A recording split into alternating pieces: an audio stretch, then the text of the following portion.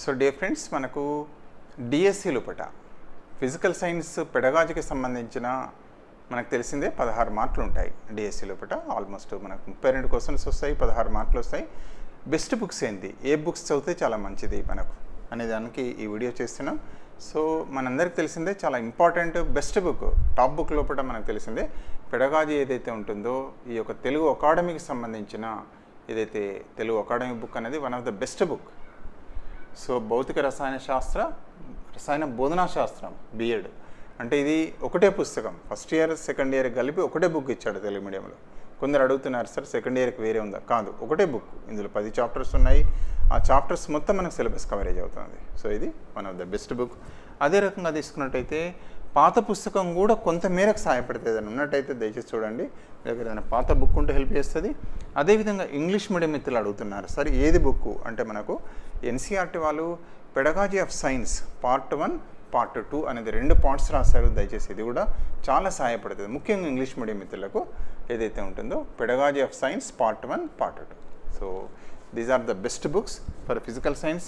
అదే రకంగా మనం ఎట్లా చదవాలనేది మీకు తెలిసిందే, యాజ్ పర్ సిలబస్ ప్రకారంగా చదవాలి. సో సిలబస్లో ఏం టాపిక్స్ ఇచ్చారో ఆ టాపిక్ ప్రకారంగా చదవండి.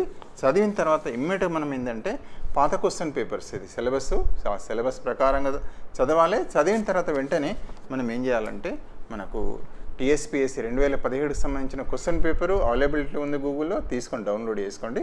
అదేవిధంగా మీకు తెలుసు గురుకులాకు సంబంధించిన పెడగాజీ టీజీటీ కానీ పీజీటీ కానీ పెడగాజీకి సంబంధించిన క్వశ్చన్ పేపర్స్ మీ దగ్గర ఉండొచ్చు. ఖచ్చితంగా వాటిని డౌన్లోడ్ చేసుకొని ప్రాక్టీస్ చేయాలి. సో ప్రాక్టీస్ అనేది వెరీ ప్రాణం, చదవాలి, ఓల్డ్ క్వశ్చన్ను ప్రాక్టీస్ చేసుకోవాలి. సో మరొకసారి కూడా విజ్ఞప్తి, ఖచ్చితంగా తెలుగు మీడియానికి సంబంధించిన పుస్తకం ఇప్పుడు చూపెట్టిందే తెలుగు అకాడమీ పెడగాజీ అనేది చాలా one of the best book. So దయచేసి తీసుకోండి. అదే రకంగా మనకు ఈ యొక్క ఇంగ్లీష్ మీడియంకి సంబంధించిన పీడిఎఫ్స్ దొరుకుతున్నాయి. మీరు గూగుల్కి వెళ్ళినట్టయినా లేదా ఎన్సీఆర్టీ వెబ్సైట్కి పోయినా దీనికి సంబంధించిన పీడిఎఫ్స్ దొరుకుతాయి.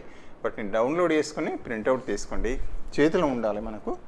సో ఈ రకంగా ఇవి చదివినట్టయితే మనం 16కు సాధించవచ్చు. చదవాలి ఖచ్చితంగా, పాత క్వశ్చన్ పేపర్స్ తీసుకొని అవి గురుకులా కావచ్చు, లేదా టీఎస్పీఎస్సీ 2017 కావచ్చు, లేదా ఏపీడిఎస్సీ కావచ్చు, డౌన్లోడ్ చేసుకోండి, ప్రాక్టీస్ చేయండి. ఖచ్చితంగా 16కు 16 మార్కులు సాధించుకోవచ్చు. So thank you for watching this video.